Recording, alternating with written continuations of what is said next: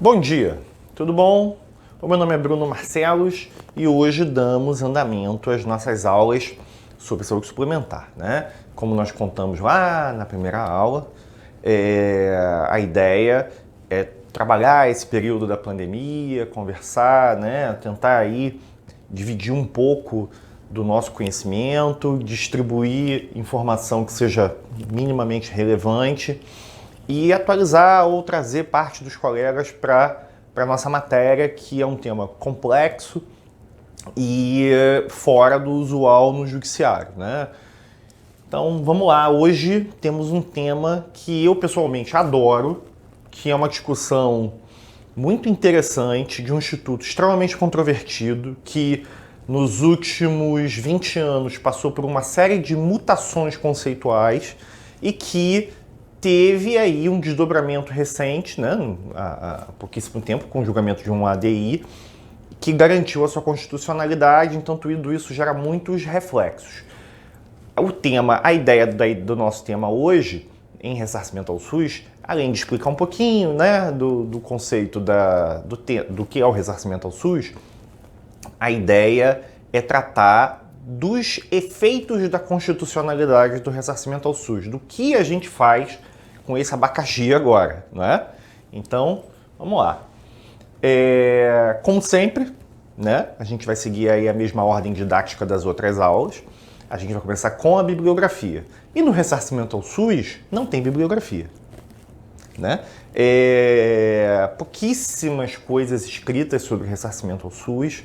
Eu mesmo já escrevi uma monografia e publiquei um artigo de um livro, mas que nem vale a pena citar, porque eles já estão desatualizados, tamanha, né, a mudança legislativa e a mudança nos posicionamentos, e a gente vai acompanhar isso aqui ao longo da nossa aulinha, e eu vou ter a oportunidade de dizer e justificar, porque também não me indiquei, né? Tem alguma coisa aí no site do escritório, se botar lá na guia de publicações e pesquisar por ressarcimento ao SUS, tem algumas coisinhas lá que são até interessantes, apesar de já um pouco antigo, mas se for interesse, né, tá lá. Me parece que o que tem de mais relevante, e aí isso que eu trago além da legislação, claro, das resoluções normativas, para o ressarcimento ao SUS, são os marcos paradigmáticos, né, na literatura e que a gente tem aí para discutir, né? Eu até inverti a ordem, mas podia ter colocado primeiro o parecer do ex-ministro Dr. Carlos Mário da Silva Veloso, que discutia a natureza jurídica do ressarcimento para fins de avaliação do marco da prescrição, do marco prescricional. Ele escreveu, né, um parecer que foi usado pela FenaSaúde, embasou inclusive algumas decisões na Justiça Federal sobre prescrição, e em contraponto, porque na verdade esse artigo do Dr. Dalton Roberto Tiburcio é um artigo em contraponto ao parecer do Dr. Carlos, né, o Dr. Dalton, que é procurador da agência, escreveu um artigo, né, com uma delimitação, uma proposta de delimitação de fonte, que é uma questão difícil, mas que no final das contas vai gerar aí um norte para a gente começar a entender esse instituto, né? Como não poderia deixar de ser, eu até registrei aqui a ADI 1931, né, que é a que determina ou fixa a constitucionalidade do Instituto. Ela fixa a constitucionalidade e cria outros problemas, a gente vai enxergar isso ao longo do caminho. E esse parecer, o parecer TCU TC 023181, que é um parecer extremamente controvertido. Eu já adianto que a própria agência tem críticas pesadas sobre ele, mas está lá, né? O TCU emitiu um parecer vazio, né, dizendo que o ressarcimento ao SUS é imprescritível, né? Mas vamos lá, vamos andar para frente. Muito rapidamente, para quem quer saber o que é ressarcimento ao SUS, o que é o ressarcimento ao SUS, né? O ressarcimento ao SUS está lá no artigo 32 da Lei 9656 de 98, que é a lei, que é o marco regulatório dos planos de saúde.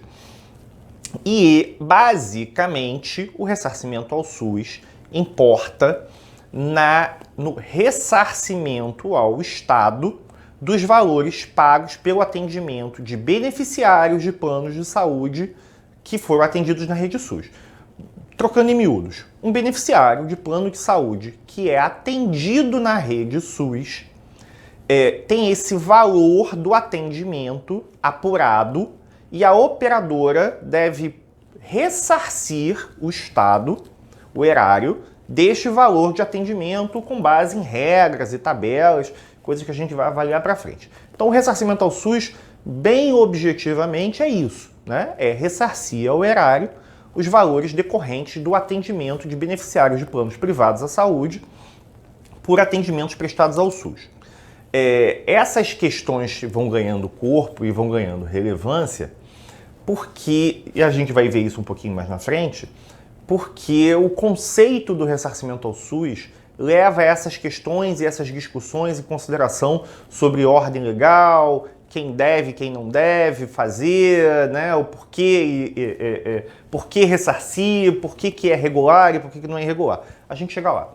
Apenas para que a gente não se perca no caminho, já que a gente está aqui explicando como é e como funciona aqui rapidamente o ressarcimento ao SUS, como é apurado esse atendimento, né? A agência já de alguns anos para cá vem se aparelhando, a gente vai enxergar esse aparelhamento lá no final, e tornando o ressarcimento ao SUS mais célere e mais objetivo por meio do uso de softwares e de aplicativos, né, que garantem essa celeridade. O ressarcimento ao SUS atualmente é feito pelo PERSUS, né? Quem trabalha na área conhece muito bem essa aplicação. É um processo eletrônico, né? Ele não é igual ao processo judicial eletrônico, ele tem diferenças no seu sistema, mas a agência usa o PERSUS atualmente para fins de notificação e recebimento de impugnações. Mas como funciona? Um beneficiário atendido num hospital, por exemplo, na rede pública, vamos falar aí uma gestante, por exemplo, que passou por um parto em emergência, né, na rede pública, tem o seu atendimento registrado numa autorização de internação hospitalar, numa AIH. Essa AIH é encaminhada eletronicamente para o Ministério da Saúde, que faz o registro, né, de indicadores e de avaliação de um atendimento prestado à dona fulana em parto cesárea, em parto de emergência cesárea normal, no hospital X da rede pública. A agência vai lá no DataSUS e capta essas informações de AIH e APACs. Cruza esses dados com o SIB, que é o Sistema de Informação de Beneficiários, da agência, e identifica que a dona fulana pertence ao plano de saúde XPTO que tem cobertura obstétrica. Bom, se ela tem o plano XPTO que tem cobertura obstétrica e ela foi atendida na rede pública, então a operadora passa, né, a ter a obrigação de ressarcir o erário sobre esse atendimento. O que a agência faz? Ela não encaminha cada atendimento para fins de ressarcimento. Ela reúne todos, um bloco de atendimentos por competência e cria o aviso de beneficiário identificado, o chamado ABI. Então, a operadora XPTO, no calendário programado pela agência, por exemplo, nós estamos aqui em maio, vai receber o ABI 200, que tem lá vários atendimentos, né, relativos a um determinado período, incluindo aí do nosso exemplo, para impugnação. O que você está querendo dizer com isso? Que a agência cria um processo administrativo grande, mas que, na verdade, possui, por assim dizer, subprocessos administrativos. Por quê? Porque cada AIH-APAC representa uma impugnação. Então, se numa operadora pequena a gente tem 50, 100, e numa de grande porte nós temos 6.000, 7.000 AIHs, APACs identificados, significa que a operadora não vai produzir uma defesa, ela vai produzir o número de defesas compatível com o seu AIH, APAC. 6.000, 200, depende do porte da operadora, da quantidade de avisos identificados. O que acontece? Esse processo é encaminhado à operadora, que tem prazo de 30 dias para apresentar a sua defesa. Então, só para que a gente tenha aí uma noção geral, esse quadro aqui está lá no site da ANS, ela identifica os atendimentos. Então, aqui nós temos 5 milhões de atendimentos que geraram uma despesa ao SUS de 8,26 bilhões. Foram impugnados 6 bilhões, não impugnados 2,17. E aí a agência vai dividindo o que é intempestivo, o que é indeferido, o que é atendimento que já tem que ser ressarcido porque não foi impugnado. Esses atendimentos, então, saem da fase processual, processo administrativo, né? Julgamento, recurso, convencional. Esses saem da fase de julgamento, entram na fase de cobrança, são emitidas as GRUs. E aí você tem, né? Pago em parcelamento, vencidos e não pagos e cobrança suspensa por decisão judicial. Grande parte das operadoras deposita em juízo e vai para a briga. Tá? Então, e por aí a gente vai caminhando. Mas essas dívidas vão se atualizando. Então, assim, você tem um perfil de multa e de juros legais decorrentes desse não pagamento que importam na avaliação da estratégia jurídica sobre o Instituto.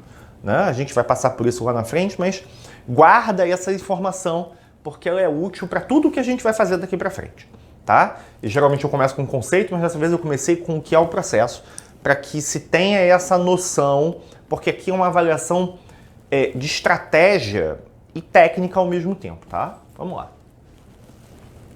Natureza jurídica do ressarcimento ao SUS, ou como o Dr. João, que é nosso colega aqui do escritório, gosta, conceito jurídico. Né? O ressarcimento ao SUS ele passou por uma série de indefinições, né, sobre o seu próprio conceito. Por quê? Porque ele é um instituto controvertido, né? Obviamente você passa a ter uma obrigação prevista em lei para que um ente privado devolva ou ressarça, né, o Sistema Único de Saúde por um atendimento prestado a um beneficiário de plano de saúde que, antes de mais nada, é um cidadão brasileiro, que, pelo artigo 96 da Constituição, tem direito a ser atendido pelo Estado. Então, as controvérsias começam sobre o direito subjetivo do beneficiário em ser atendido pelo SUS. Ora. Se o beneficiário tem direito subjetivo de ser atendido pelo SUS, não faz sentido você ter ressarcimento. E outra, se a obrigação é primária do Estado e a operadora funciona, né, como ente privado, funciona como complementando o Sistema Único de Saúde, então todos os beneficiários atendidos por uma operadora de plano de saúde num hospital privado, na verdade, desoneram o Sistema Único. Né? O caminho, em princípio, é esse. O pensamento inicial, a forma como se reflete o Instituto é isso. Olha, beneficiário atendido no hospital privado igual a desoneração do Sistema Único. E na composição dos preços das operadoras já se avalia o uso da rede SUS e tudo mais. Então isso tudo passa por precificação e tudo mais. Então essa questão começou a ser avaliada. Mas lá nos primórdios, em 2001, quando surgiu a ADI, a primeira questão era a seguinte: olha, tudo bem, o que é o ressarcimento ao SUS? Ele tem natureza de tributo, ele tem cara de tributo, cheiro de tributo, olhar de tributo, mas ele não é tributo, porque ele não se enquadra em nenhuma das classificações convencionais dos tributos previstos na Constituição, no CTN, né? Então, olha, se o ressarcimento ao SUS tem natureza de tributo, ele não tem previsão legal para existir. Então ele é inconstitucional, esse artigo é inconstitucional, precisa ser derrubado. Isso aqui foi superado antes mesmo do julgamento da ação direta de inconstitucionalidade. Esse argumento foi o primeiro a ser derrubado, obviamente, porque foi o primeiro também a ser avaliado, mas ele era fraquinho, né? Nós passamos a ter, com as primeiras decisões, a classificação do Instituto como um instituto de natureza indenizatória. Ele começa a se aproximar do direito civil. Por quê? A ideia era que o Estado estava sendo indenizado por um atendimento prestado a quem tem benefício privado de plano de saúde. Então essa indenização, ele passou a ser visto como um instituto indenizatório. Só que a indenização, para ele ter essa característica indenizatória, ele teria que ter áreas de ilícito. E, obviamente, o ressarcimento ao SUS não representa nenhum ilícito. Por quê? Porque é direito subjetivo dos beneficiários serem atendidos na rede SUS. Né? Em alguns estados, e eu posso até citar aqui o próprio Rio de Janeiro, nós temos o Instituto Nacional do Câncer, o INCA, que é um hospital de referência, né, no tratamento oncológico.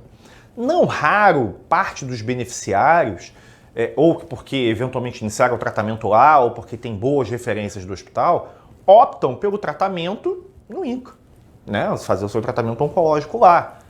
E isso não representa um ilícito, só seria ilícito se a operadora negasse cobertura. Mas a gente não está falando dessa hipótese. Até porque isso tem outros desdobramentos na própria RN 124 e na legislação, não é essa a questão. A questão aqui está dirigida ao ilícito. Não há ilícito, em princípio, se você não tem ilícito, o ressarcimento ao SUS não pode ter natureza indenizatória. Não faz sentido. Mas a gente continuou evoluindo. E aí surgiu, né, para discutir principalmente prescrição, a posição do Dr. Carlos Mário da Silva Veloso, que traz o ressarcimento ao SUS, vindo, né, desse histórico do direito civil, que vem desse histórico do direito civil, dizer que o ressarcimento ao SUS está relacionado à vedação do enriquecimento sem causa, lá do artigo 884 do Código Civil. E aí, por que ele pensou nisso? A gente vai ver no próximo slide que a prescrição no Código Civil das ações de vedação e enriquecimento sem causa são de 3 anos. E aí, o que acontece? O ressarcimento ao SUS, antes desse aparelhamento da agência, ele às vezes levava anos para ser cobrado, para ser exigido. Principalmente porque você tinha muitos processos em meio físico, né? A maioria dos processos era em meio físico.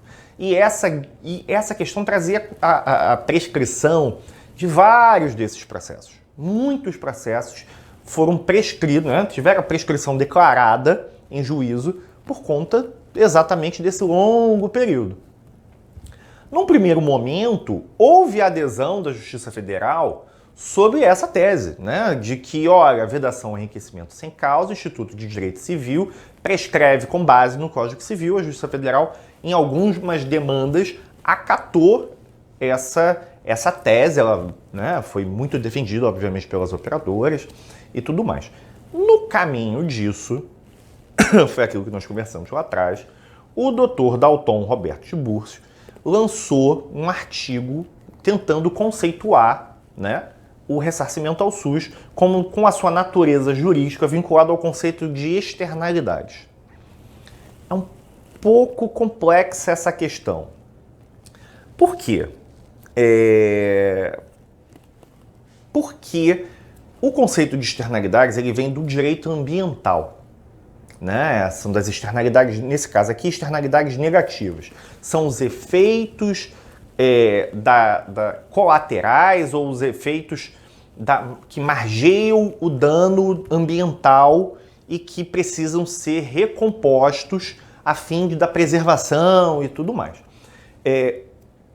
Essa questão é complicada porque você teria outras críticas baseadas no próprio direito ambiental. No direito ambiental, quando se fala em conceito de externalidade negativa, você tem lá a teoria de Coase ou o imposto de Pigot, né? Onde você teria a recomposição dos valores com base no custo marginal do atendimento e a fixação de um tributo exatamente nesse sentido. A única coisa que caberia nesse caso, usando, né, a tese, seria o teorema de Coase, porque... E aí você entra na questão do seguinte, olha, o preço do plano de saúde já reinternaliza o custo marginal do ressarcimento ao SUS. Porque se você tem um atendimento no SUS, ele não é imposto em termos de reajuste ou de fixação de preço para o ajuste do plano de saúde, do valor da mensalidade do plano. Então você já teria a recomposição do valor junto ao SUS. Bruno, mas isso não incentivaria, a ausência de rede de cobertura? Não poderia ser assim. Por que não poderia ser assim?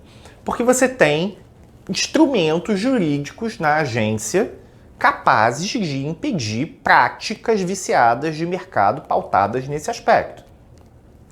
Um beneficiário que tem um atendimento negado tem uma multa pesada.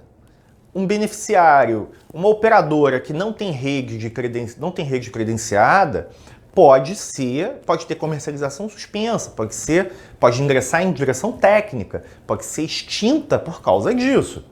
Então, cabe à agência, esse é um dos papéis institucionais da agência, fiscalizar o mercado, identificar se alguém tem práticas viciadas que desequilibram o mercado. E não, em princípio, fica aí, é uma crítica construtiva e real, não criar teorias jurídicas que facilitem o trabalho, né? A questão não é essa, a questão é o que a gente tem de legislação pautada, mas nós sabemos que o ressarcimento ao SUS foi julgado constitucional, nesse aspecto não tem muito o que fazer, mas a crítica é real, eu continuo, apesar de, num primeiro momento, ter concordado com a teoria do Dr. Carlos Mário, não dá para defender a tese, porque, obviamente, o ressarcimento ao SUS é um instituto de direito administrativo, de direito público. E como direito público, ele precisa ser conceituado no direito público, né? A legislação e a jurisprudência já definiram que existem despesas ou valores que podem ser determinados no seu pagamento que não estejam previstas como tributos, né, e tudo mais. Então, ele tem a sua base legal no ressarcimento, na recomposição do erário de um valor pago pelo SUS para atendimento de um beneficiário. Como eu disse, essa questão não é simples, né? Ela é bem confusa. Mas é essa a lógica do ressarcimento ao SUS. Então, no final das contas, vamos resumir. Temos o seguinte: ressarcimento ao SUS tem conceito relacionado ao direito administrativo, que se pauta pelo ressarcimento ao erário de um atendimento prestado pelo SUS a um beneficiário de plano de saúde e tem sua fonte legal no artigo 32 da Lei 9656. Hoje, esse é o conceito do ressarcimento ao SUS. Bruno, pode ser que mude? Pode, mas não tem previsão para que isso aconteça, pelo menos por enquanto, ainda mais que o Instituto foi considerado constitucional. E a constitucionalidade do Instituto traz esse elemento para cá. A gente vai discutir isso também mais lá na frente. O que aconteceu? Uma vez fixado, inclusive pela jurisprudência, que o ressarcimento ao SUS tem conceito vinculado ao direito administrativo, aquele artigo 206 do Código Civil não serve para declarar a prescrição do Instituto, né? Hoje em dia, né, nos processos mais novos, é quase impossível você falar em prescrição, porque a agência, obviamente, tem aí, né, controle dos lapsos temporais e tudo mais. Mas tem muito processo mais antigo que passa por essa análise, então a gente vai passar aqui pela questão da prescrição para ficar com o tema completo, né? Nós temos uma primeira tese, isso aqui é uma crítica pesada ao TCU, que lança um parecer dizendo que o ressarcimento ao SUS é imprescritível com base lá no parágrafo 5º do artigo 37, que trata dos ilícitos, né, do dano ao erário. A jurisprudência diz que no dano ao erário decorrente de ilícito, esse ressarcimento ele é imprescritível e eles foram buscar isso para o ressarcimento ao SUS. Já com a tese de que o ressarcimento ao SUS não representa nenhum ilícito. E aí, o que acontece? Isso gera um problema, porque até então a agência acatava os pedidos de prescrição pela via administrativa e passou a não mais aceitar a prescrição do ressarcimento ao SUS por força disso aqui. Ou seja, o TCU, né, lançou um parecer dizendo que o ressarcimento ao SUS é imprescritível. Os técnicos, né, os analistas da agência, se declararem que o ressarcimento ao SUS é imprescritível, podem ser penalizados sobre isso. Então, assim, é uma questão, até eles deixaram de declarar a prescrição do ressarcimento ao SUS com base no justo receio de sofrerem sanções administrativas porque você tem um parecer do TCU dizendo o contrário, dizendo que ele é imprescritível. Apesar da jurisprudência, em nenhum momento, em nenhuma decisão, dizer que o ressarcimento ao SUS é imprescritível.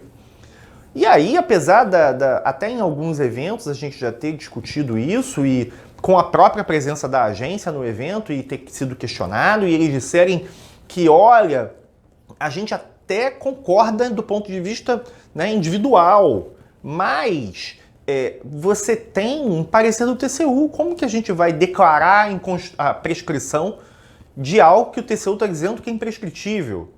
Então, até já se foi sugerido que eles noticiassem ou propusessem aí as medidas cabíveis junto ao TCU para derrubar esse parecer, não é? Mas, do ponto de vista do processo administrativo, não adianta pedir prescrição enquanto esse parecer estiver valendo, tá? Mas, tá aí, a questão é essa. Vamos lá. Prescrição trienal, eu já até adiantei quando falei sobre a imprescritibilidade do Instituto, caiu. O conceito jurídico do ressarcimento ao SUS está vinculado ao direito administrativo, não cabe aplicação do 206 do Código Civil. Não tem prescrição trienal. O fato de não ter a prescrição trienal não significa que a gente tenha que o prazo agora com prescrição quinquenal não significa que isso já seja pacífico. A gente tem uma controvérsia muito pesada aqui e a gente vai chegar. Por quê? Porque não há na legislação, como o ressarcimento ao SUS é um instituto sui generis, né? Não há na legislação a previsão expressa para a prescrição do ressarcimento ao SUS. Se você não consegue enquadrar essa prescrição nos conceitos convencionais da lei. Então você teve e tem ainda, né, uma discussão sobre essa questão em que você tem a aplicação do decreto 20.910/32, que fala da prescrição da cobrança de dívidas contra o erário, né, ou seja, dos créditos contra o erário, que prescreve em 5 anos. E você tem a aplicação da Lei 9873, que é a lei do processo administrativo sancionador, que diz que prescreve em 5 anos o ressarcimento ao SUS. Essa questão aqui é até interessante porque você tinha, eu até deixei anotado aqui embaixo, você tinha um processo administrativo paradigmático que garantia a prescrição trienal ainda em sede de processo administrativo, né? No processo administrativo a agência acatava. Só que, né, saiu o parecer e aí já viu, caiu, né? Mas essa questão do marco prescricional passou a ser a matéria mais relevante para fins de avaliação do ressarcimento ao SUS. Por quê? Porque a forma de contagem do prazo no decreto e na lei são diferentes, né? E aí, só para a gente não perder o fio da meada e entender essa questão, vamos começar aqui. Então, voltando.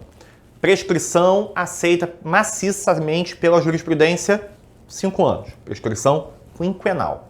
Agora vamos passar para a questão do marco inicial da contagem do prazo e das questões do uso. Se usa o decreto ou se usa a lei. E aqui continua a controvérsia. Tá? Por que aqui continua a controvérsia? Porque na antiga RN 185 havia determinação expressa sobre o marco inicial do ressarcimento ao SUS. E ele estava aqui no parágrafo 1º do artigo 3º. Por quê? Ele dizia que considera-se o atendimento a ser ressarcido ocorrido e seus efeitos existentes na data do lançamento do documento de autorização como do término do atendimento, ou, caso essa data não esteja explícita, no mês de competência do atendimento. Então, assim, a nossa gestante foi atendida em maio de 2020, né, numa data de maio de 2020, está lá no prontuário. Ela começou o atendimento no dia, hoje é dia 21, né? E terminou no dia 24, 3 dias de internação para alta para casa. Isso vai no prontuário, sai dali, vai para a administração do hospital, o hospital registra na IH, dispara para o Ministério da Saúde, competência, maio de 2020, né? Então, assim, quando iniciou o marco de cobrança do ressarcimento ao SUS? No dia da alta da paciente. Então, se na IH tiver lá registrado que ela teve alta no dia 24 de maio, é naquele dia que inicia, né, o marco inicial de cobrança do ressarcimento ao SUS, ou seja, a data que o prazo prescricional também é lançado, começa. E aí, o que aconteceu? Por que isso aqui é controvertido, se está tão objetivo? Porque a resolução mudou. E a RN 358 não traz o marco inicial explícito. Ela não traz em lugar nenhum. Ela não diz como começa. Mas me parece, e aí é uma questão de tese, de teoria jurídica, que considerando o conceito jurídico do Instituto e o que você tinha na própria RN anterior, que aquela ideia sobre o início do ressarcimento permanece, né? Então o prazo continua sendo ou o prazo da competência, né, quando você não consegue definir o fim do atendimento, ou, perdão, ou o prazo do atendimento, exatamente. Continua sendo ali o prazo do atendimento, né, o marco da competência. Iniciado, né, então maio de 2020, se esse atendimento não tivesse lá um registro de data, mas ocorrido efetivamente naquela data, a competência a maio de 2020 é o marco inicial da contagem do nosso prazo. E aí aqui começa a discussão que continuou. Tá, mas a gente vai aplicar o decreto 20.910 ou a lei 9873? Bruno, qual é a diferença de uma para outra no final das contas se o prazo prescricional é de 5 anos? Na lei 9873, o prazo interrompe quando você é intimado. No decreto 20.910, o prazo suspende. Olha que confusão, que diferença importante para fins de avaliação de prazo prescricional. A agência defende a aplicação da lei 9873, que pode ou não ser interessante de acordo com a estratégia jurídica que está sendo adotada. Por quê? Porque na lei 9873, se o prazo interrompe, a lei também prevê lá no parágrafo 1º do artigo 1º que se o processo ficar parado por 3 anos, prescreve o processo administrativo, né? Então, se você tiver um processo administrativo paralisado por 3 anos, apesar dessa declaração de prescrição não ser aceita na esfera administrativa, por causa do TCU, na esfera judicial, ela pode ser acolhida. Mas as operadoras, principalmente, né, quem vem discutindo isso em juízo, e a jurisprudência, tá? A jurisprudência quase que pacífica, caso paradigmático RESP 1799-774 do Rio Grande do Sul, julgado em 3 de abril de 2019, só para a gente ter como referência, vai estar no material, não precisa correr para anotar,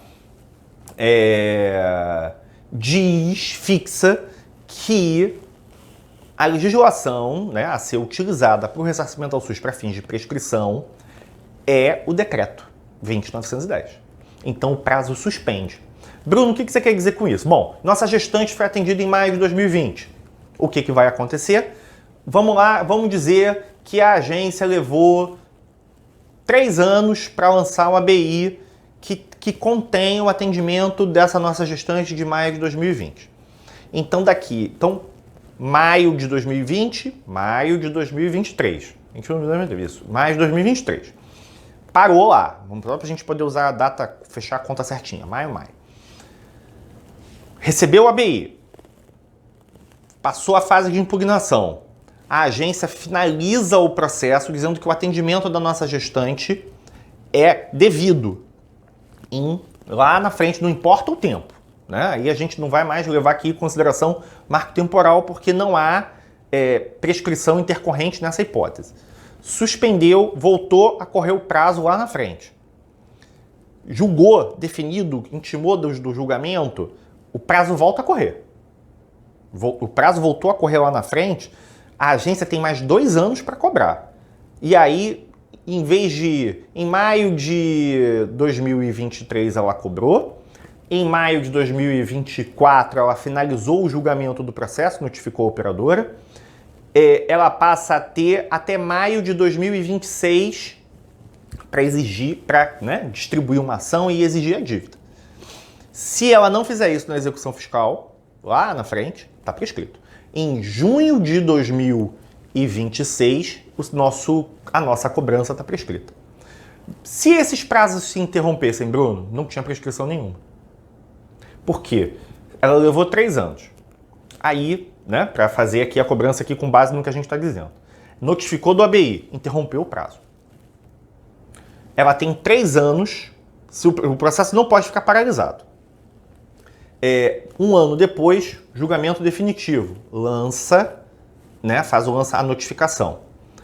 2 anos depois, ela entra com a execução fiscal, notifica na execução fiscal. Passaram-se 2 anos. Não, mas você tem 3 daqui, com 2 de lá, com do meio do período, não está prescrito, o prazo interrompeu. Você teve julgamento administrativo, decisão administrativa, prazo interrompido, recomeça de novo. Então, essa contagem de prazos com a suspensão é extremamente relevante, principalmente para os processos antigos, que são os que hoje são discutidos em juízo. O prazo prescricional pelo decreto é extremamente interessante e é a decisão, é a posição do STJ por força disso, porque a soma desses prazos pode dar prescrição, sem interrupção, sem avaliação de interrupção de prazo. Então essa questão precisa ser avaliada com muito cuidado, caso a caso, porque a agência continua defendendo a lei, 9873, mas a gente já tem jurisprudência que para mim já está bem pacífica já no sentido do uso do decreto 20.910 de 32. Tá? Então, vamos avaliar caso a caso, porque tem que fazer conta. Se não pegar o calendário, a gente que é advogado tem aí as suas de fazer com a matemática, mas a brincadeira que a gente só sabe fazer conta de 10%, Então, não, tem que pegar o calendário, somar as datas, entendeu? Porque isso aqui é muito importante, muito, muito mesmo, tá? Se ficou alguma dúvida sobre esse ponto, volta de novo para ver de novo ou manda uma mensagem, liga que a gente conversa, tá? Então, aqui é importante. Isso aqui é muito, muito importante. Vamos lá. Marco inicial da contagem de juros de mora. Vamos passar em frente. Por que, Bruno, esse tema é relevante também? Porque a lei 9656 e a RN 377 fixam que o ressarcimento ao SUS, o marco inicial da cobrança, ou seja, ele vence, uma vez notificado o ABI, ele vence para a cobrança 45 dias depois. Então, na verdade, você tem 30 dias para impugnar e 15 dias para pagar, 45 dias. Se você não pagar, no fim desse prazo, multa e juros. Nós fizemos, lá em 2018, lá na AGU, fizemos um evento só para discutir esse tópico, essa questão especificamente. E aí foi interessante porque o único que trabalhava com operador era eu, E eu apanhei pra caramba nesse dia. Mas foi muito interessante porque deu pra gente discutir políticas públicas para a saúde, Por que deu para discutir políticas públicas para a saúde? Porque, na verdade, eu até me alonguei bastante nesse estudo até naquela época já, esse prazo de 45 dias para cobrança, para início da cobrança, ele é plenamente legal, ele tem previsão legal de ponta a ponta, Mas Bruno, se o crédito não é exigível naquele momento porque você está impugnando, como que ele já está vencido e já está iniciando, né, a contagem de multa e juros? Mas é um absurdo. Pode ser do ponto de vista da política administrativa, da análise conceitual sobre a questão, mas do ponto de vista estritamente legal, e para o direito administrativo, né, obviamente é isso que interessa, não. Ele é legal. E a previsão legal está aqui. Né? Você tem o artigo 37A da Lei 10.522, que era, na ocasião, um desses refis. Foi incluído esse jabuti no meio da lei do refis, que vai dizer que os créditos das autarquias e fundações públicas federais de qualquer natureza, inclui a ANS e o ressarcimento ao SUS no pacote, não pagos nos prazos previstos na legislação, serão acrescidos de juros e multa de mora, calculados no termo e na forma da legislação aplicáveis aos tributos federais. Artigo 5º do Decreto 1736/79. A correção monetária e os juros de mora serão devidos, inclusive durante o período em que a respectiva cobrança houver sido suspensa por decisão administrativa judicial. A agência não pode cobrar enquanto o processo está sendo impugnado ou está sendo discutido em juízo, mas tem juros, tá? Tem juros de mora e correção. Correção me parece que nem era o caso de não precisava constar em legislação nenhuma, porque o conceito da correção monetária é a atualização do valor do dinheiro. Né? R$1 hoje, né? Amanhã o R$1 de hoje amanhã não vai valer R$1, vai valer 0,999999, né? E assim ele precisa ser corrigido para o dinheiro da data. Mas está expresso. E o artigo 33, lá da nossa lei, a notificação da operadora, na forma do artigo 20, fixa a data de vencimento do prazo para pagamento do valor devido para ressarcimento ao SUS, que ocorre pelo decurso de 15 dias após o fim do prazo da impugnação. Aqui é RN 377. Ou seja, a nossa obrigação vence com 45 dias ou 15 dias após o prazo da impugnação.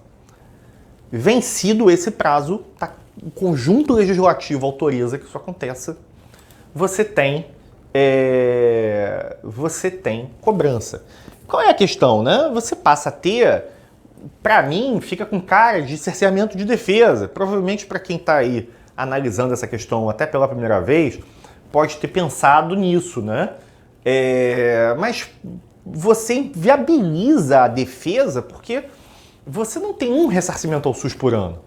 Né? Atualmente, você tem 8 processos de ABI emitidos pela agência num calendário razoavelmente apertado, né? Você tem 8 processos para 12 meses, com uma impugnação que tem que acontecer em 30 dias, que numa operadora de grande porte pode ter 6.000 processos. Porque o ABI é o nome da reunião dos processos administrativos que vão ser impugnados. Então você tem que fazer 6.000 defesas. Numa operadora de grande porte é muita coisa. Ah, mas numa operadora pequenininha, você diz que você vai chegar aí a 250, sim, mas às vezes você só vai ter um analista para fazer 50 defesas. 200 defesas. É muita coisa, é muito complicado. A segunda, né, e aí isso gera alguma, né, desproporção, né, entre as questões. A terceira questão aqui que a gente podia olhar é o tempo de julgamento dos processos. Né? Antigamente, a agência levava uma vida para julgar, porque o processo era físico, porque você tinha uma série de dificuldades, falta de aparelhamento, falta de ajuste e tudo mais, tanto que se discutia a prescrição intercorrente, lá do parágrafo 1º do artigo 1º da Lei 9873, a prescrição trienal de processo paralisado. E isso hoje não acontece. Não acontece. Então a agência está julgando razoavelmente rápido. Então por que a gente está dizendo isso? Porque esse prazo de 1 ano e meio, mais ou menos, 1 ano para julgar em cada instância, em princípio não fere o artigo 5º, 78 da Constituição, que fala do tempo razoável de julgamento dos processos. Né? Não é irrazoável que um processo leve 1 ano para ser julgado. Não mesmo.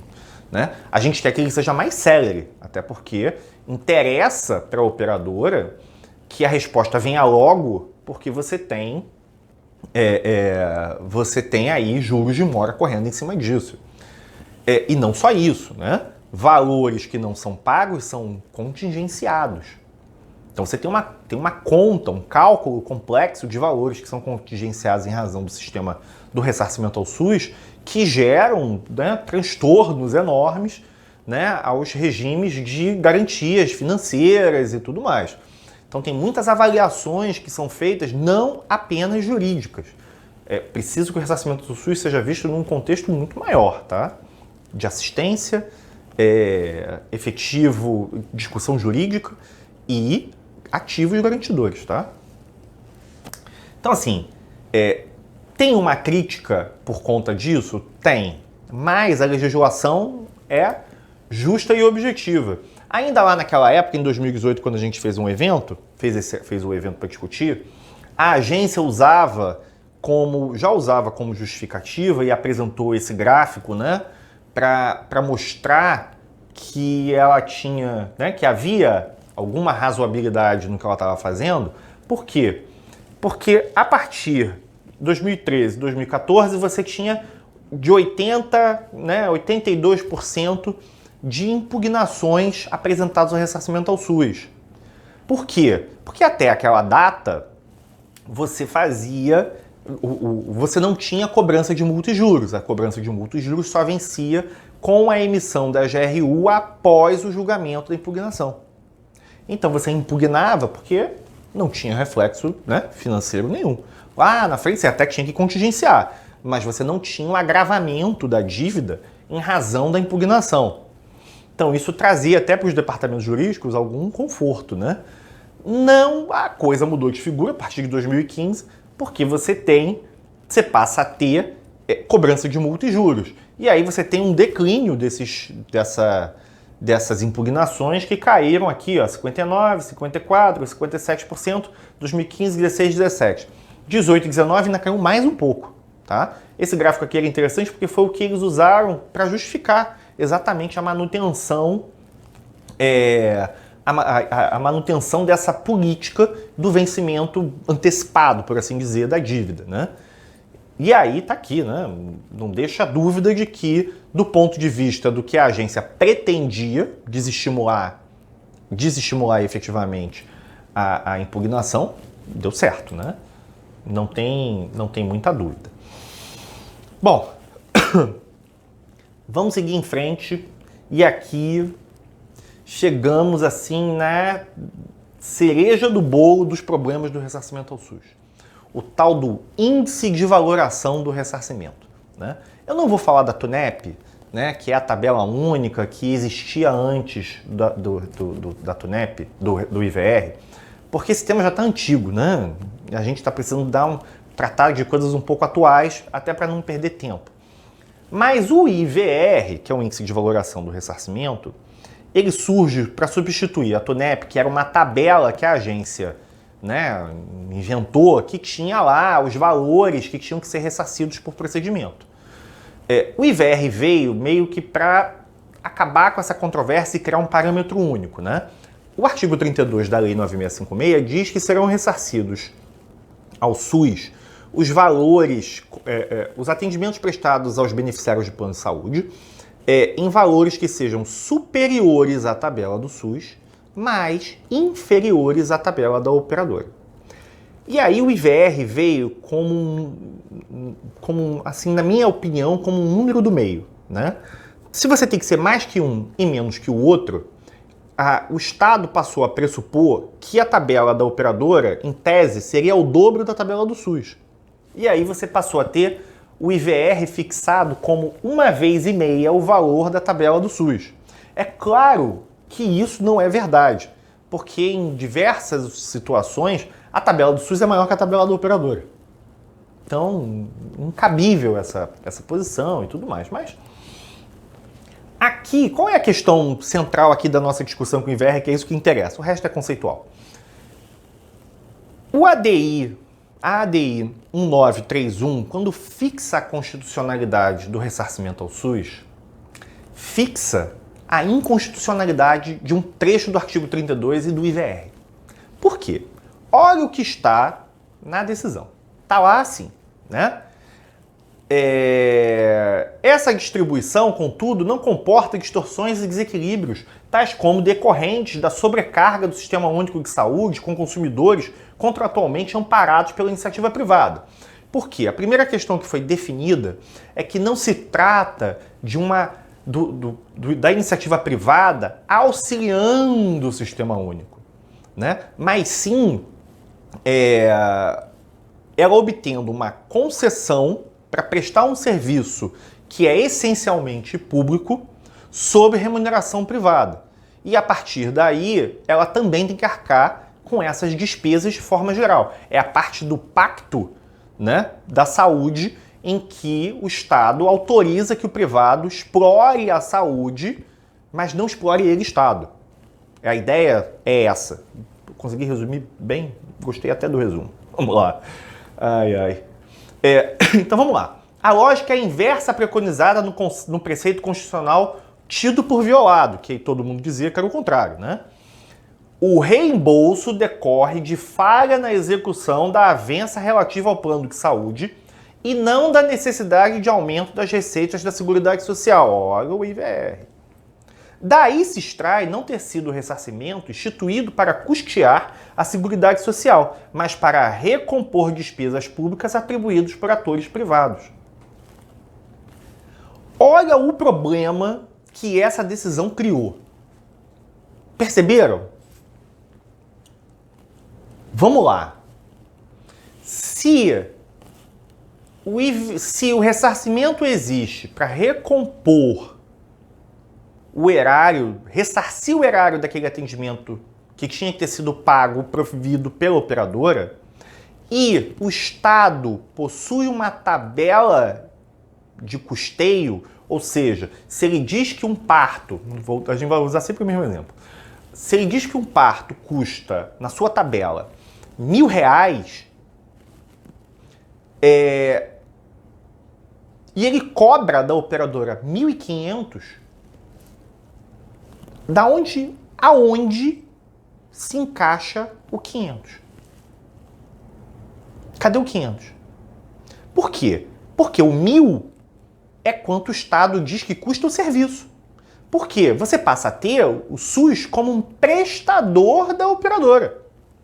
Não é? Afinal de contas, você está ressarcindo o erário numa tabela que existe e que diz quanto custa o serviço. Olha, o serviço de parto custa R$1.000. Usar o SUS não é irregular, não é adequado, porque ele tem que prestar o serviço na rede privada, mas existem N situações, a gente vai ver isso mais pra frente, em que isso acontece. É regular, tem nada de errado, lembra disso. Mas, e aí? Cadê esse 500? Se o Estado está dizendo que o parto custa 1.000, e o 500? E o 500? Cadê o 500? Não é? E o 500 entra onde? Se o dinheiro vai para o Fundo Nacional de Saúde, e o Fundo Nacional de Saúde pertence, né, ao conceito geral da Seguridade Social, o 500 remunera a Seguridade Social. Se remunera com a Seguridade Social, só pode vir por lei complementar, inconstitucional. Olha que confusão. Olha que confusão que esse negócio ficou. Então, assim, a questão aqui agora é achar uma saída para o 500. Então, vamos lá. Já entendemos o conceito da ilegalidade do IVR, do 500, né? Do nosso a mais. Porque se você está ressarcindo o Estado e o Estado diz quanto custa o serviço, não há justificativa para nada além da tabela, só multa e juros, né? Que isso tem preceito legal, mas essa diferença de valores é remuneração. Não tem como dizer qualquer coisa diferente disso, pelo menos na minha singela opinião, até que me convençam do contrário, qualquer coisa acima do valor da tabela do SUS é remuneração ao Estado. E se a remuneração ao Estado pautada um recurso que vai para o Ministério da Saúde, esse dinheiro é sim custeio da Seguridade Social. Então, ilegal. Mas vamos lá. Mas vamos tentar tratar da legalidade do Instituto. Né? Eu não sou tributarista, gostaria enormemente que os colegas da área também discutissem essa questão, porque vamos considerar o que já foi visto no ADI. Né? A gente tem que usar o ADI sempre como marco. O ressarcimento ao SUS não representa lucro para a Seguridade Social, porque senão voltamos para a ilegalidade. Tá, então vamos tentar achar um conceito no direito financeiro. Né? Então, a tabela, esse valor do IVR, então, seria uma tarifa ou um preço público pela delegação. Mas como? Né? Tarifa não é tarifa. Não se enquadra no conceito convencional de tarifa, né? Lá no direito financeiro. A gente vai ter que ir para o direito financeiro. Né? Preço público, porque é um serviço delegado, também não. Também não tem esse caminho. Fica tudo muito... Para encaixar, você precisa de uma ginástica como conceito de externalidades negativas, entendeu? É muito difícil você trazer isso para cá. Então, eu entendo, né, entrando nesse conceito, aí fica a minha opinião, Bruno, que a saída para a legalidade do ressarcimento ao SUS está lá no direito financeiro. De algum jeito, ele vai ter que enquadrar, na taxa não, porque taxa é tributo, vai ter que enquadrar aqui no conceito de tarifa, preço público, alguma coisa por ali, de alguma forma, para que ele seja constitucional, para que ele tenha legalidade. Porque qualquer coisa que não represente, né, não enquadre num conceito jurídico de direito administrativo e tributário bem definido para esse valor, ele é inconstitucional. Ele é fonte de custeio da Seguridade Social. E mesmo que enquadre, ele continua sendo fonte de custeio da Seguridade Social, gente. Né? Vai cobrar? Cobra a tabela. Né? Vai ressarcir a tabela. Ah, mas a operadora tem um volume de uso do SUS muito grande e tal. Para isso, né, a gente tem aí diretorias na agência capazes de avaliar o que está acontecendo, que a operadora usa demais o SUS, por quê, de que jeito. Tem estudos, estatísticas, dados que mostram se esse uso do SUS é regular ou não. Não dá para transferir para o privado a obrigação de fiscalização do operador. Não dá. É preciso que a avaliação venha de dentro da agência. Então, vamos lá. A ideia, né? Assim, a ideia geral do conceito do IVR é o tal do impedir práticas mercadológicas viciadas, né? Lá no conceito da natureza jurídica, porque assim você tem um custo caro de uso do ressarcimento ao SUS e você não vai querer usar o ressarcimento ao SUS porque custa caro, né? Eu até entendo isso, mas de outro lado é a história do entregar para o privado ou facilitar o trabalho da fiscalização. Não concordo, não concordo. Isso aqui precisa ser visto.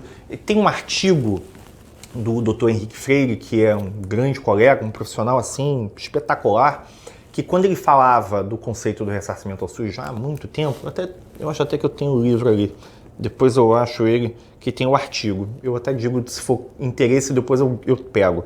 Mas eu digo qual é. Mas ele dizia que o ressarcimento ao SUS ele tem uma interpretação constitucional porque ele só tem cabimento na hipótese em que a operadora nega a cobertura, né? Porque se o conceito jurídico tinha base, né, no fato de que o beneficiário tem direito subjetivo, que o custo da mensalidade já considera ou já compreende esses atendimentos esporádicos do ressarcimento ao SUS, só cabe ressarcimento ao SUS se houvesse negativa de cobertura. Levando em consideração exatamente esse trabalho, né, de fiscalização da agência sobre as operadoras. Mas vamos lá, tudo isso já está vencido, essa questão também já está vencida. Vamos lá, questões para refletir com a constitucionalidade do ressarcimento ao SUS. Passamos por um IVR que é assim hoje o tema central do debate no ressarcimento ao SUS. A gente tem muita oportunidade, se for o caso, de voltar para cá para discutir. E aí eu trago essas questões que são para refletir, que elas, na verdade, elas são as questões estratégicas da avaliação do ressarcimento ao SUS. Por quê? Porque desde a constitucionalidade, do enorme aparelhamento da agência de 2014, 15 para cá, ela vem se aparelhando, a gente vai enxergar isso nos gráficos. É preciso que a operadora faça uma avaliação real se há oportunidade ou se há pertinência em recorrer, né, de 100% do ressarcimento ao SUS. Por quê?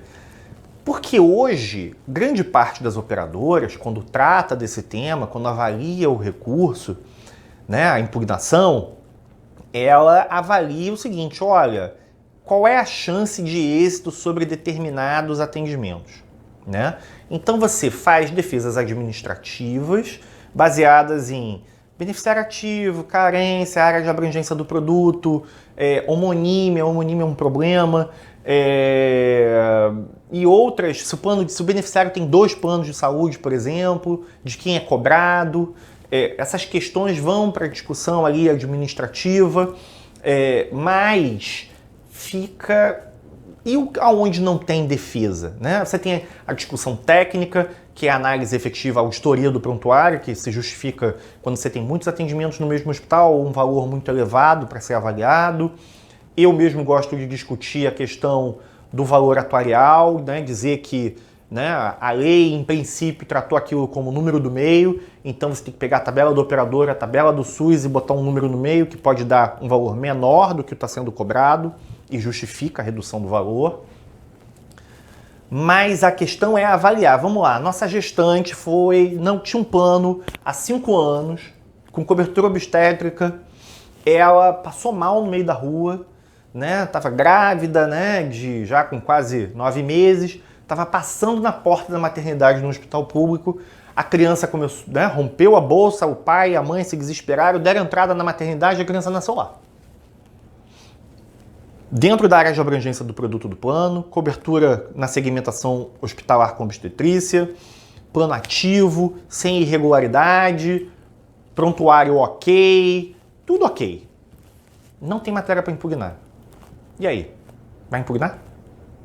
Faz sentido? Entendeu? Então essa avaliação hoje está sendo feita nesse sentido. Só vale a pena impugnar o valor do ressarcimento ao SUS, impugnar o ressarcimento ao SUS efetivamente, se você tiver matéria para impugnar. Porque se você não fizer isso, se você impugnar por impugnar, primeiro que você está contingenciando o valor. Então, invariavelmente, parte do que seria pago tem que estar reservado. Segundo, que com 45 dias ele vence. Então você vai pagar multa e juros a partir daquela data, que vai se somar por um ano e meio. E se você recorrer, é mais tempo ainda. Então vamos dizer que esse atendimento dos R$1.000, lá na frente, vai virar R$1.800. Por um atendimento que, em princípio, considerando, né, toda a regularidade, nem vou entrar no conceito do IVR, considerando a regularidade e tudo mais, ficou muito mais caro. Ficou caro, né? Então, valeu a pena? Então, é essa avaliação que hoje se faz. Só vale a pena recorrer daquilo que você tem alguma certeza do êxito. Você tem o contrato, você tem a documentação que mostra que o plano tem isso, não tem aquilo, você tem a auditoria que mostra que atendimento isso ou aquilo e tudo mais. A segunda questão para avaliação é o valor do ressarcimento ao SUS mesmo com o IVR. Por quê? Porque vamos fazer uma conta? Esquece a nossa gestante agora, ela não serve para o nosso exemplo. Vamos tentar aí um politrauma. Beneficiário de plano de saúde que, como eu gosto de andar de moto, tropeçou numa pedra, caiu e se arrebentou todo, né? Quebrou o braço, a clavícula, a perna, politrauma. Deu entrada no hospital público, né, de emergência, foi operado em emergência, colocou placa, pino, parafuso na clavícula, no braço, na perna, em tudo que é canto. E aí veio um ressarcimento ao SUS em razão disso. Tá lá na cobrança do ressarcimento ao SUS o AIH, que tem lá cirurgia ortopédica, não sei o que, em emergência, atendimento, diária de não sei o que e tal, R$10.000, R$5.000. Por quê? E aí mas e se esse beneficiário tivesse sido atendido na minha rede? Quanto custava esse atendimento? Só de OPME. Então, assim, tem que avaliar. às vezes o ressarcimento ao SUS não é tão caro quanto parece. Ele é caro, né, porque tem uma série de desdobramentos e de valores e avaliações que precisam ser feitas sobre aquele valor, né, que já são contingenciadas, tem valor histórico, que tornam ele um valor expressivo para a operadora. E que, em princípio, não são recompostos, né, mas isso a gente também chega lá. E aí, esse valor é caro? Ele pode não ser, mesmo discutindo ou não o IGR. Tá? Então, ponto importante para refletir. E terceiro ponto da nossa reflexão é que se o ressarcimento ao SUS, né, se o SUS passa a ser visto como um prestador da operadora, ele tem que entrar na base, no cálculo do reajuste, não é? Afinal de contas, nos contratos coletivos, isso até vários contratos já tem previsão para isso. Você tem uma alíquota de ressarcimento ao SUS que pode estar vinculado ao contrato para fins de atualização do valor. Porque o beneficiário foi atendido e a operadora vai pagar o prestador SUS aquele valor. Então, aquele valor compõe o sinistro da operadora. Em algumas operadoras, não sei se é a maioria, isso, né, precisaria ser avaliado, em algumas operadoras, se a operadora não promover nenhuma impugnação, não fizer, ou seja, e com isso não tiver setor, não tiver nada, ela simplesmente recebe o ABI e paga, em um ano, aqueles atendimentos representam um valor muito pequeno em termos de avaliação de prestador. Então, ressarcir ao SUS não chegaria a ser um problema, porque você tem isso na conta do sinistro da operadora, no sinistro geral, e esse cálculo do ressarcimento ao SUS em 12 meses mostraria que ou nem reflexos no reajuste, ou, na verdade, um reajuste baseado, né, trazendo o ressarcimento ao SUS para conta, um percentual muito inexpressivo, muito pequeno, seria suficiente para pagar o ressarcimento ao SUS todo. Então, assim, essa avaliação precisa ser feita. É claro que isso é muito caso a caso. O Brasil é um país de dimensões continentais, né? E aí cada região tem os seus problemas, mas nós sabemos que a maior parte do ressarcimento ao SUS e das operadoras estão aqui no nosso eixo Rio-São Paulo, né? Rio, São Paulo, Minas, e grande parte do ressarcimento ao SUS está aqui também, tá? Mas tem que ser avaliado. Por que eu estou dizendo tudo isso? E aí eu até deixei aqui uma questão relevante para saber o seguinte: a agência usa, para fins de cálculo de reajuste, o ressarcimento ao SUS para os planos, né? Para o reajuste do plano individual ao grupo familiar? Eu defendo a tese de que deveria usar a alíquota do ressarcimento, né? Olha, e aí, quanto que o ressarcimento ao SUS, quantos beneficiários em planos de saúde individuais ou de grupo, né, individual ou grupo familiar representaram no custo da saúde suplementar em ressarcimento ao SUS? Essa alíquota do ressarcimento ao SUS deveria compor deveria compor a alíquota para fins de reajuste nos planos individuais. Confesso que já discuti isso algumas vezes, mas eu não tenho experiência ou noção da fórmula do cálculo dos planos individuais. Você vai muito lá para o lado atuarial, os colegas da área podem esclarecer a questão com muito mais tranquilidade do que eu. Então, assim, são questões bem interessantes para serem avaliadas e que precisam ser pensadas para a estratégia jurídica de operadora. Ressarcimento ao SUS quebra a operadora de plano de saúde, né? O contingenciamento, na verdade, quebra a operadora. A falta de planejamento no ressarcimento ao SUS é gravíssima, gera assim, contornos e reflexos importantes. Então, ter o ressarcimento ao SUS bem avaliado, bem, né, identificado, já agora com técnicas, né, de defesa e de avaliação mais modernas, são fundamentais para o sucesso, né, da operação e para a garantia, né, para garantia da saúde financeira de qualquer empresa. Tá? Vamos em frente. Números do ressarcimento ao SUS, né? Como sempre, a gente gosta aí de trazer no fim, né, de cada trabalho os dados do setor porque eles são importantes. Olha como o ressarcimento ao SUS ganhou corpo, né? Você tem ali uma conta de ressarcimento ao SUS em 2005, né, que tinha 169 mil beneficiários, atendimentos em AIH identificados, que somavam a 246 milhões. A partir de 2012, entraram as APACs. O que é a APAC? A APAC é o atendimento de autorização para procedimento de alta complexidade, a APAC. Para quem se destina a APAC? Para diálise e para oncologia essencialmente. Né? São os documentos administrativos que o Estado usa para autorizar diálise e oncologia, que são estratégicos em termos de custo, né? Alto custo para os dois. Então até aqui, até 2010, você não tinha essa avaliação. Ah, mas a APAC começou depois. Sim, mas ele veio buscar atrás, né, os atendimentos anteriores. E aí você pega aqui em 2012, quando ele puxa a APAC, aqui em 2015 mais ou menos ele puxa lá 2012.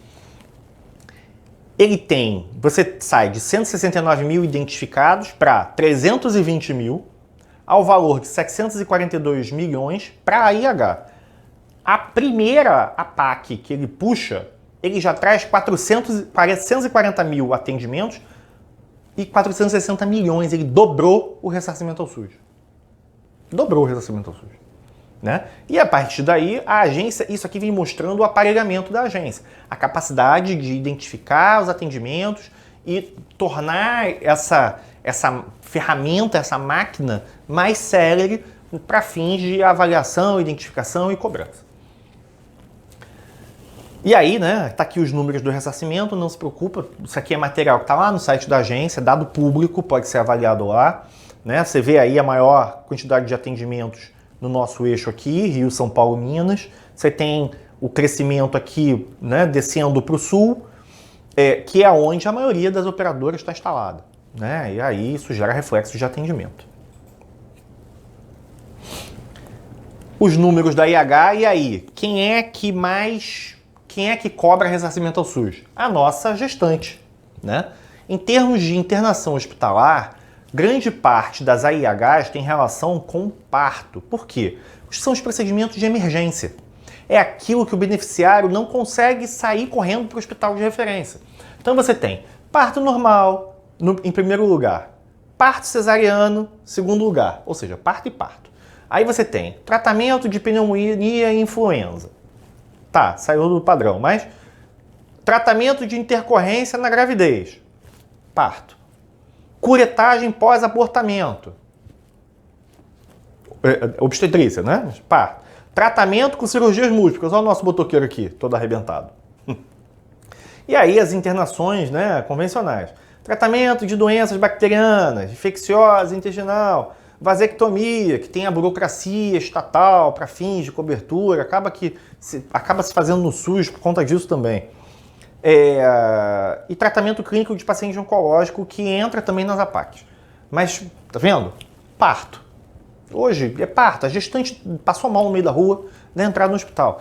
Você tem aqui tratamento de influência, ou esses tratamentos de influenza, de gripe, porque passou mal, a criança passou mal, o adulto passou mal e está mais perto do hospital, está sem ar. Então isso acaba indo para o hospital público, ou então o hospital privado de atendimento tá cheio, né? Houve uma negativa e aí cai na rede pública. A PAC. O ressarcimento ao SUS, quase que sem sombra de dúvida de erro, ele é diálise. Hemodiálise, tá? Por quê? Tá aqui, ó. Procedimento mais frequente no ressarcimento ao SUS. Hemodiálise. 93 mil atendimentos, 345 milhões de reais em diálise nos últimos 12 meses. Por quê? 92%, de 92% a 95% da diálise do país é suportada pelo Sistema Único de Saúde. Apesar dos centros de diálise, segundo os dados da ABCDT, que é a Associação Brasileira dos Centros de Diálise e Transplante, referir que 98% das clínicas de diálise são privadas, o custeio é essencialmente o SUS. E isso gera esse dado, né? A diálise aparece, né, no ressarcimento ao SUS predominantemente, junto com os tratamentos oncológicos. Então você tem diálise, mas olha, eu digo que a diálise é o ressarcimento, é a imagem do ressarcimento ao SUS, porque mesmo os outros procedimentos somados não dão o valor da diálise. Se somar todo o resto, não dá diálise. A diálise é 345 milhões. Aí você tem acompanhamento de paciente em transplante de rim e coração. Isso aqui até surgiu há pouco tempo, porque a maioria ainda era câncer. Aí você tem hormonoterapia para câncer de mama, hormonoterapia câncer de mama, câncer de próstata, câncer de mama, acompanhamento, adaptação, aparelho, amplificação sonora individual, câncer de mama, câncer de mama, quimioterapia mieloproliferativa rara, facoemulsificação, que é aquela lente que implanta, né, para catarata. Para catarata não, para miopia. Se você pegar esses aqui, ó, 16 milhões, 6 milhões, 6, 14 milhões, 3, 5, 7, 3, se somar todos eles e dobrar, não dá 345 milhões, que é o SUS, que é a diálise. Então a diálise é o procedimento essencialmente visto no ressarcimento ao SUS. Tem umas questões, eu fui diretor jurídico de clínica de diálise por alguns anos, tem algumas questões relacionadas às políticas sobre diálise, o custeio é enorme, né? Então, essencialmente, a diálise caminhou naturalmente por aí, as clínicas privadas prestando serviço e sendo financiadas pelo Sistema Único para alguém atender, né? Acho que é uma realidade que tende a mudar, né? Já vem aí mudando um pouquinho, porque você tem negociações diferentes, o IVR é um valor caro, né? E tudo mais, mas por enquanto é assim que a coisa é. O ressarcimento ao SUS está aqui no topo da nossa lista, né? Aqui, imagem dos recursos, né, do ressarcimento ao SUS aí, com base no período de 12 meses também, lá dados da agência. Você tem 35% dos processos indeferidos, 28% não impugnados, olha, as pessoas, tá vendo? As operadoras já não impugnando. Você tem uma turma ainda intempestivo, que não chega a 1%. Você só tem 7% de processos em análise, então você mostra, isso aqui é um dado de eficiência, né? Porque você tem apenas 7% de processos em análise, o resto é julgado, né? E você tem 28% de processos deferidos, ou seja, só existe estatisticamente êxito em 28% das impugnações. Então impugnar passou a ser um ato de avaliação real, não dá mais para impugnar de qualquer jeito, porque está aqui, ó, 28% só de processos deferidos, tá? Essa análise é importante. Gente, olha, esse tema é muito bacana. Discutir IVR, marco regulatório, conceito jurídico, o ressarcimento ao SUS é um tema muito difícil. Fica à vontade para buscar informações, outras fontes, né? Trocar conversa, trocar ideia comigo, eu vou achar excelente, vai ser muito bacana. E ficamos aí com o ressarcimento ao SUS já fechado no nosso pacote. Temos alguns outros temas, eu vou escolher.